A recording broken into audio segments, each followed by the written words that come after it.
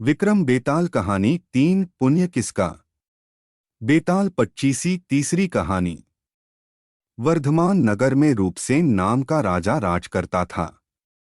एक दिन उसके यहाँ वीरवर नाम का एक राजपूत नौकरी के लिए आया। राजा ने उससे पूछा कि उसे खर्च के लिए क्या चाहिए, तो उसने जवाब दिया, 1000 तोले सोना। सुनकर सबको बड़ा आश्चर्य हुआ। राजा ने पूछा, तुम्हारे साथ कौन कौन है? उसने जवाब दिया, मेरी स्त्री, बेटा और बेटी। राजा को और भी अचंभा हुआ। आखिर 4 जने इतने धन का क्या करेंगे? फिर भी उसने उसकी बात मान ली। उस दिन से वीरवर रोज 1000 तोले सोना भंडारी से लेकर अपने घर आता।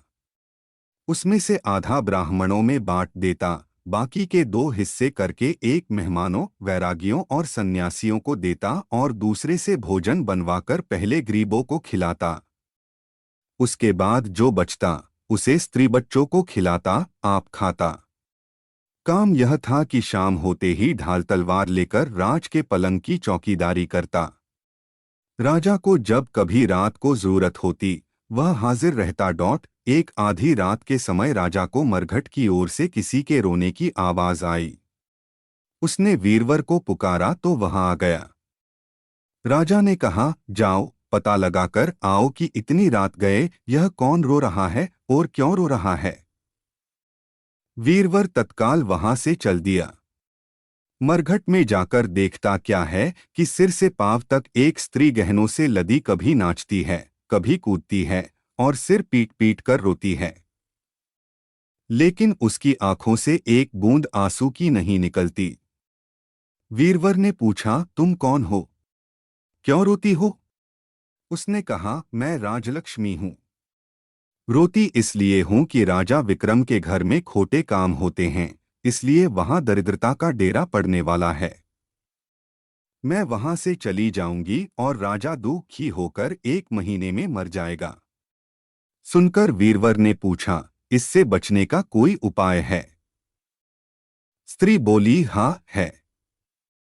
यहां से पूरब में 1 योजन पर एक देवी का मंदिर है। अगर तुम उस देवी पर अपने बेटे का शीश चढ़ा दो तो विपदा टल सकती है। फिर राजा 100 बरस तक बेखटके राज करेगा। वीरवर घर आया और अपनी स्त्री को जगाकर सब हाल कहा।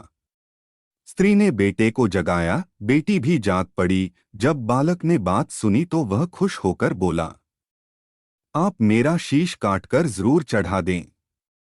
एक तो आपकी आज्ञा, दूसरे स्वामी का काम, तीसरे यह देह देवता पर चढ़े, इससे बढ़कर बात और क्या होगी। आप जल्दी करें। वीरवर ने अपनी स्त्री से कहा, अब तुम बताओ। स्त्री बोली, स्त्री का धर्म पति की सेवा करने में है। निदान 4 जने देवी के मंदिर में पहुंचे। वीरवर ने हाथ जोड़कर कहा, हे देवी, मैं अपने बेटे की बलि देता हूं। मेरे राजा की 100 बरस की उम्र हो। इतना कहकर उसने इतने जोर से खांडा मारा कि लड़के का शीश धड़ से अलग हो गया। भाई का यह हाल देखकर बहन ने भी खांडे से अपना सिर अलग कर डाला। बेटा बेटी चले गए तो दुखी माँ ने भी उन्हीं का रास्ता पकड़ा और अपनी गर्दन काट दी। वीरवर ने सोचा कि घर में कोई नहीं रहा तो मैं ही जीकर क्या करूंगा। उसने भी अपना सिर काट डाला। राजा को जब यह मालूम हुआ तो वह वहां आया। उसे बड़ा दुख हुआ कि उसके लिए 4 प्राणियों की जान चली गई। वह सोचने लगा कि ऐसा राज करने से धिक्कार है।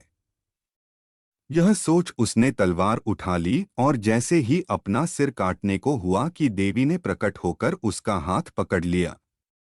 बोली, राजन, मैं तेरे साहस से प्रसन्न हूं। तू जो वर मांगेगा सो दूंगी। राजा ने कहा, देवी तुम प्रसन्न हो तो इन 4 को जिला दो। देवी ने अमृत छिड़ककर उन 4 को फिर से जिला दिया। इतना कहकर बेताल बोला, राजा बताओ, सबसे ज्यादा पुण्य किसका हुआ? राजा बोला, राजा का। बेताल ने पूछा, क्यों? राजा ने कहा, इसलिए कि स्वामी के लिए चाकर का प्राण देना धर्म है, लेकिन चाकर के लिए राजा का राजपाट को छोड़ जान को तिनके के समान समझकर देने को तैयार हो जाना बहुत बड़ी बात है। यह सुन बेताल गायब हो गया और पेड़ पर जा लटका। बेचारा राजा दौड़ा दौड़ा वहां पहुंचा और उसे फिर पकड़कर लाया तो बोताल ने चौथी कहानी कही।